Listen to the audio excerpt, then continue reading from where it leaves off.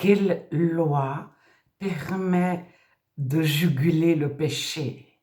Existe-t-il un système, une méthode, un organisme qui puisse dominer le péché, le mal, secourir les victimes, etc. Alors, j'ai donné l'exemple du prostitué qui, enfant, préado, allait manger dans une famille qu'il a considérée comme une famille modèle. Il a vu ce père de famille venir en tant que client.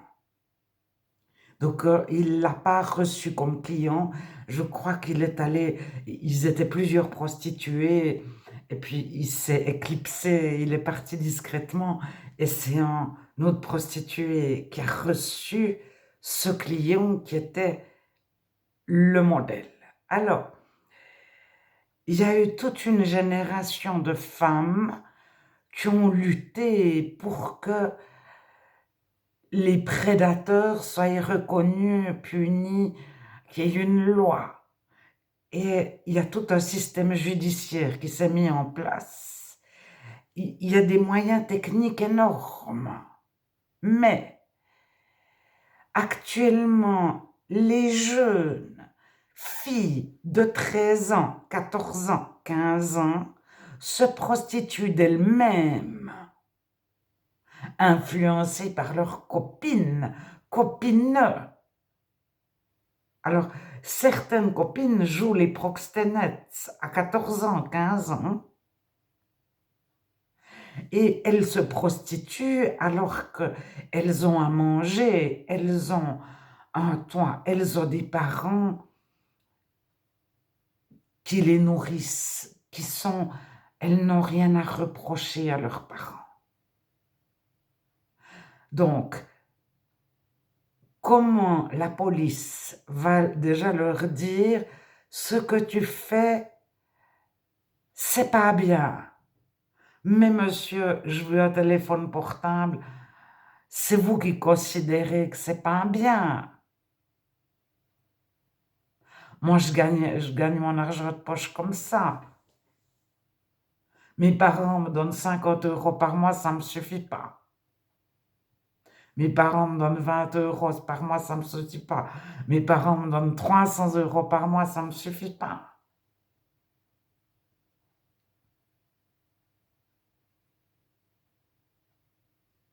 Alors, il y a certaines femmes qui se retourneraient dans leur tombe en écoutant les jeunes filles. Alors, le système judiciaire actuellement s'est donné les moyens techniques. Il y a eu des cours qui ont été donnés. Ils ont fait toutes des écoles pour apprendre à écouter la fille qui avait été violée, etc., etc. Et on arrive aux limites de la police, même si on fait super confiance à toutes leurs techniques. Il manque d'effectifs, on le sait depuis des lustres, je ne sais pas combien d'années, mais en tout cas en France, il y a eu des reportages sur les juges, il y a toujours moins de juges, ils ont des dossiers qui s'entassent, qui s'entassent, qui s'entassent. Alors, les policiers, ils travaillent à 20 sur une affaire, à 40 sur une affaire. On a l'impression qu'ils ont donné mais tout ce qu'ils ont pu. Mais combien d'affaires ils ont dû mettre de côté? À quelle affaire ils ont donné la priorité? C'est un petit enfant, on va mettre tous nos effectifs sur cette affaire-là. Mais on a une personne âgée ou un SDF ou quelqu'un que personne ne connaît, que les médias, dont les médias n'ont pas parlé. À quel point les médias peuvent-ils influencer l'effectif, le nombre de personnes qui sont affectées à résoudre une enquête? Si c'est une affaire qui n'a pas du tout été médiatisée, ou si c'est une affaire qui est médiatisée, Est-ce que ça a une influence? Alors, après, vous avez des policiers. Le grêlé, c'est un criminel, un tueur en série, etc. Il était lui-même policier. Il participait aux enquêtes contre lui-même. Donc, il savait parfaitement où en était l'enquête contre lui-même.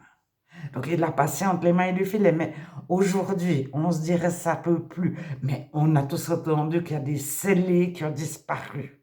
Des scellés, c'est lorsqu'on a une éprouvette avec le sperme d'une personne, son ADN, ou qu'on a son pull ou son slip ou ses cheveux, on les a mis dans un cornet fermé, dans un... Ah, les Français, ils savent pas ce que c'est un cornet.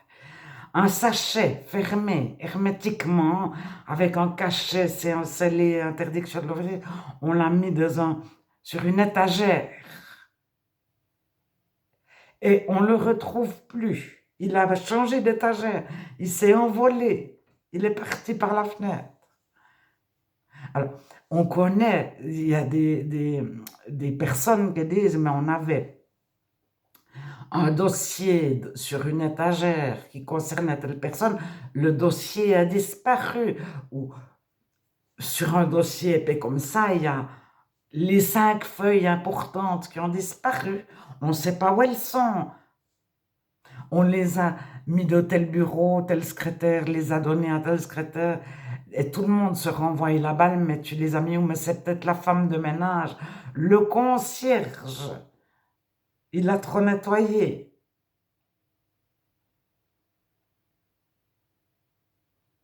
Alors, à un moment donné, même avec la super loi, même avec les empreintes, même avec les yeux maintenant qui sont... quand on passe devant une caméra dans un aéroport, la caméra est censée ne pas se tromper. Mais si le cambrioleur, le méchant, le pécheur, celui qui fait du mal, il travaille dans la police, il est informaticien, il a sous les yeux toutes les vidéos qui le mettent en cause. Il fait clic, les vidéos, elles disparaissent. Ou bien il fait, j'ai 3 cm et demi entre les deux yeux, je ne sais pas, 5 cm. Il écrit 5,2 cm. Si c'est un geek, c'est-à-dire un informaticien plus haut que les informaticiens qui ont fait des écoles, parce que c'est un passionné, mais il change les données. Alors, on ne le retrouve jamais. Alors, imaginez dans une brigade, n'importe laquelle, vous prenez une ville. On ne va pas prendre la France, mais on va prendre l'Autriche, on va prendre le Portugal, on va prendre la Suède. Vous avez 3 hauts placés de la police qui sont des amis, qui sont des proxénètes, qui sont des pédophiles. Mais avec toutes les techniques actuelles, avec toutes les écoles qu'ils ont fait, avec toutes les possibilités, les bases de données, les fiches, les caméras, les empreintes digitales, etc. Ils sont seulement 3, mais il y en a un, il a accès à toute l'informatique, l'autre, c'est le chef, et l'autre, c'est le beau parleur, disons. C'est celui qui communique avec les médias, par exemple. Mais ils sont imprenables. On ne peut pas placer notre confiance dans une institution, dans une loi. Il n'y a pas de loi contre le péché. Il n'y a pas de système, il n'y a pas. Placer sa confiance en Dieu, c'est cesser de placer sa confiance dans les êtres humains. Mais ça ne veut pas non plus dire être... Il y a un terme, je ne sais plus maintenant le terme exact, mais c'est-à-dire avoir peur des êtres humains et de manquer de confiance et de se dire tous ces êtres humains ne sont pas de confiance, attention, attention. Au contraire, parce qu'on place notre confiance en Dieu, on est sécurisé. Alors on n'attend pas d'un système, d'une loi, d'une politique, d'un système judiciaire, d'un système financier, qui donne de l'argent aux juges. Combien de juges? Qui crée l'école pour qu'il y ait suffisamment de juges l'année d'après qui sortent de l'école? Tout ça, qui c'est qui le fait? Alors, à un moment donné, on peut être angoissé, on peut courir, on peut revendiquer, on peut dire attention, etc. Mais toutes ces choses sont éphémères. Toutes ces choses peuvent s'écrouler d'un jour à l'autre. Mais s'écrouler parce que ça change de gouvernement, parce qu'il y a un autre pays qui tombe ou qui nous arrive dessus. On s'amuse bien, tout va bien, et puis il y a je ne sais pas qui veut faire la guerre ou qui veut faire la guerre économique ou la guerre. Toutes ces personnes qui sont inculpées, je repars avec mes jeunes filles de 14 ans, elles piègent des hommes, tous majeurs, pour avoir un téléphone portable à la mode. Alors, ces hommes, ils n'étaient pas partis avec l'idée « je vais me faire une fille de 14 ans ». Peut-être qu'ils se promenaient, ils étaient dans un parc, ils cherchaient une femme de leur âge, ils ont 30 ans, ils cherchent une femme de 25 ans, 35 ans. Ils ne cherchent pas une fille de 14 ans, elle se présente à eux. Alors, tout à coup, ils sont nombreux puisque c'est une grande mode. Il y a énormément de jeunes filles qui font ça. Elles ne font pas tomber un seul homme, elles en font tomber 10, 20, 30, 40, 50 fois le nombre de filles. Tous ces hommes, ils votent pour le président, ils votent pour, je ne sais pas, ça dépend des pays, il y a des démocraties indirectes, des démocraties directes, etc. Mais eux, ils n'ont pas envie qu'il y ait une loi, ils n'ont pas envie de finir leur vie en prison, ou bien ils vont défendre les hommes qui se sont fait piéger comme eux. Après, s'ils ont été violés de leur enfance,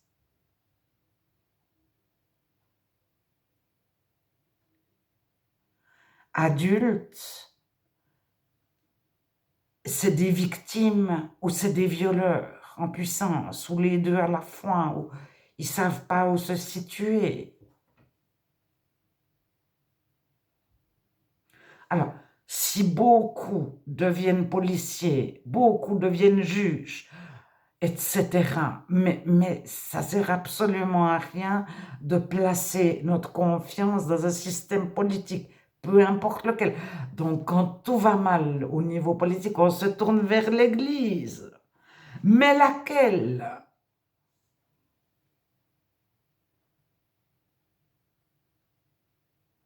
Est-ce qu'elle est de confiance? Alors, elle peut organiser des tas de lois, des tas de rituels, des tas de etc., etc. Et puis tout à coup, elle est prise d'assaut par ceux qui font le mal.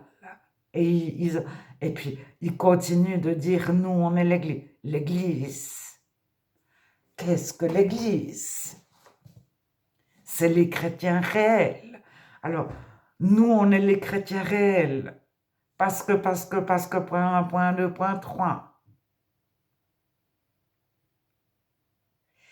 Et beaucoup se sont cassés les dents, des groupes de réels chrétiens où il y avait quelqu'un qui arrivait, qui avait l'air pas très chrétien. Et on essayait de dire, toi, t'es pas chrétien parce que. Et il disait, mais j'ai le Saint-Esprit, mais je suis né de nouveau. Mais moi, j'ai arrêté la pornographie, moi j'ai arrêté, etc. Moi, je donne beaucoup d'argent à l'église. Et il y en a qui ont vraiment des doubles faces, des doubles vies. Ils sont parfaits d'un côté et plus c'est noir du côté qu'on ne voit pas, plus ils font que ce soit blanc pour qu'ils soient insoupçonnables. Ou alors ils font qu'ils soient inatteignables. Tout le monde sait qu'ils ont deux faces ou ils ont même plus besoin d'avoir deux faces. Ils sont tout noirs pour tout le monde, mais ils sont intouchables parce que et ils se débrouillent pour compromettre chacun. Si tu me fais tomber, je te fais tomber. Donc ils piègent. C'est comme les jeunes filles de 14 ans qui piègent des hommes, mais eux ils disent toi t'es corrompu, tu avais besoin d'argent. Je t'ai incité à piquer de la caisse. Je t'ai couvert quand tu as piqué de la caisse. Si tu dis du mal de moi, moi je vais dire que tu as piqué de la caisse, etc., etc. Et c'est infini. Alors, heureux l'homme qui place sa confiance en Dieu. Tous ces trucs tombent, ils ne revendiquent plus le système. Il ne cherche plus la loi qui va résoudre ses problèmes, la personne, le système. Est-ce qu'il faut mettre un gouvernement de gauche, de droite? Est-ce qu'il faut avoir 7 personnes? Nous, en Suisse, on a 7 personnes. Si vous prenez acte 6, il y a 7 personnes qui sont désignées par le peuple, par les frères et sœurs. Après, dans l'Ancien Testament, ils sont 70. Après, Moïse demande que le peuple désigne des personnes de confiance, etc., etc. Lui, il les établit, mais ils ont été désignés par le peuple. Mais qui a établi Moïse? Etc., etc., etc. Donc, on va retrouver ce qu'il faut est-ce que tout le monde est frères et sœurs, etc. Et on peut chercher le fonctionnement de l'Église qui va résoudre tous nos problèmes. Ça n'existe pas.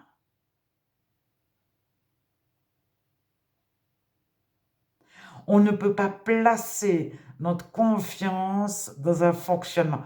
Mais Dieu dit, placez votre confiance en moi, cherchez l'Éternel pendant qu'il est prêt. Allez à Dieu, allez à Dieu. Donc, que ça marche tellement bien. On n'a plus besoin de Dieu. On oublie Dieu. On fait sans Dieu. Puis on s'éloigne de Dieu un petit peu. Et on est happé par le mal d'une façon ou d'une autre. Et alors après, on dit, mais on est normal, on est tous normaux, on est tous mauvais. C'est normal de faire le mal. Certains tiennent ce discours aujourd'hui, que le mal dépend de l'époque. En 1800, ce qui est mal en 1800, en Suisse, n'est plus mal en 1900 en Suisse. Mais c'était peut-être déjà mal au Japon, ça dépend de l'époque et de la région. Et puis ça peut aussi dépendre dans une même région des familles ou des populations, etc. Alors, créer la religion universelle, c'est tout le monde dit c'est mal la même chose ou c'est bien la même chose. Puis, des fois, c'est même pas important. Pourvu qu'on adhère à la religion universelle, si chacun veut avoir une autre échelle de valeur, c'est peu important. Mais ça peut être rassembleur.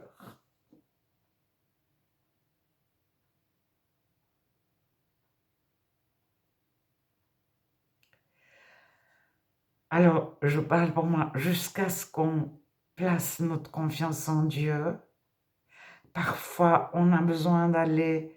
Moi, quand j'avais 14 ans, je me posais des questions.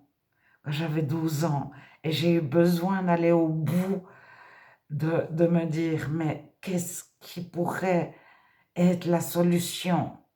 Mais euh, vive l'instant présent, il y a des philosophies.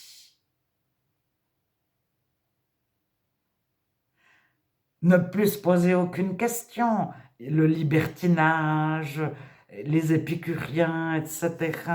Mangeons, buvons, car demain nous mourrons. Profitons. Prenons du plaisir. Alors, à un moment donné, est-ce qu'on peut prendre du plaisir quand on voit que l'autre n'en a pas?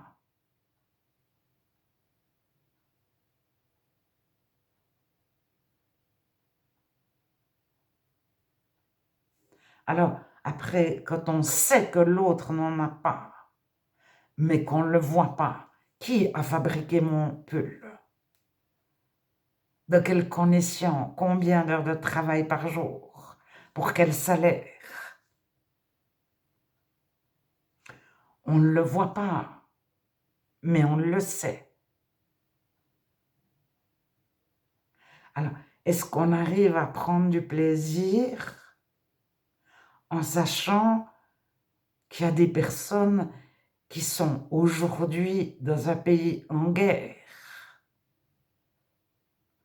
Alors, placer notre confiance en Dieu, c'est y apporter nos soucis et c'est y apporter les autres. Toi, Dieu, tu prends soin de moi. Prends aussi soin de ceux qui sont en souffrance là-bas, ici, à côté de moi. Ce que je connais, ce que je connais pas. Et parce qu'on sait que Dieu va en prendre soin, on arrive à être heureux en Dieu. Et la source de notre bonheur, c'est Dieu. Parce qu'on a placé notre confiance en Dieu. Et parfois, on place notre confiance en nous-mêmes. Moi, je vais y arriver. Je vais pas faire telle erreur. Je vais apprendre des erreurs des autres. Je vais m'entourer des bonnes personnes. Je vais déléguer, etc., etc., etc.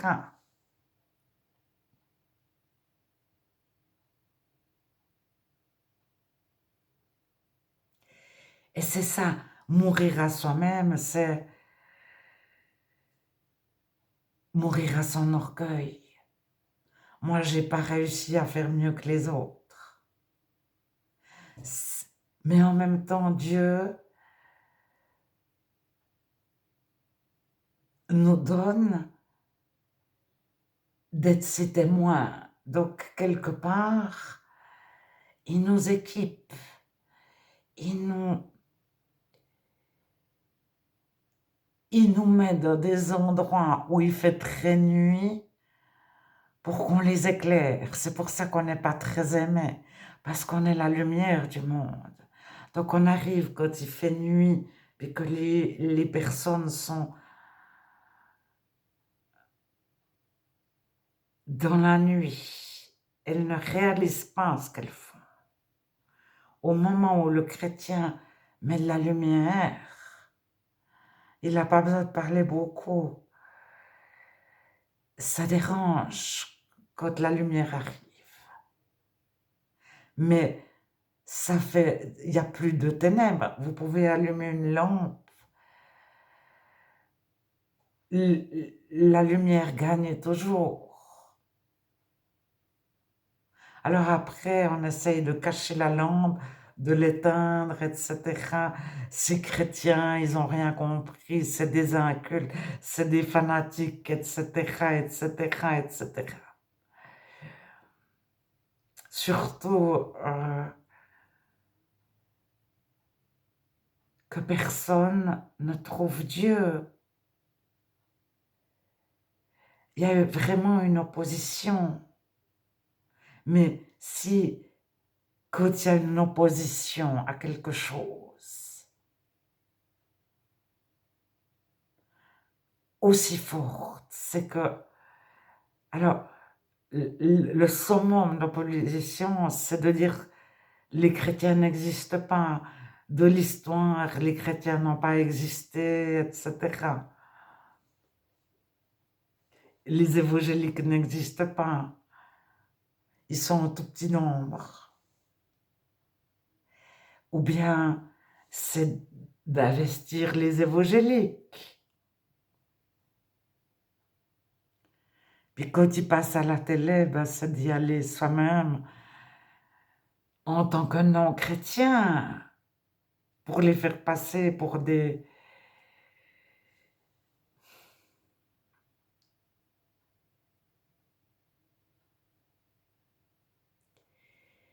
Et c'est pour ça qu'on ne peut pas avoir confiance non plus de la meilleure église qui soit. Et ça, on est des centaines, des milliers de chrétiens à avoir quitté les églises depuis les années 2000. Parce qu'on a vu l'apostasie arriver. Mais ça veut dire que c'est 1 million par année aux USA qui ont quitté. Ils sont où ce million? Ils sont en train de prier à la maison, on ne les voit pas, mais ils sont là. Alors il y en a peut-être qui ont tout plaqué. Même si la moitié a tout plaqué, il reste la moitié. Et Dieu les connaît. Et ça, c'est l'Église invisible.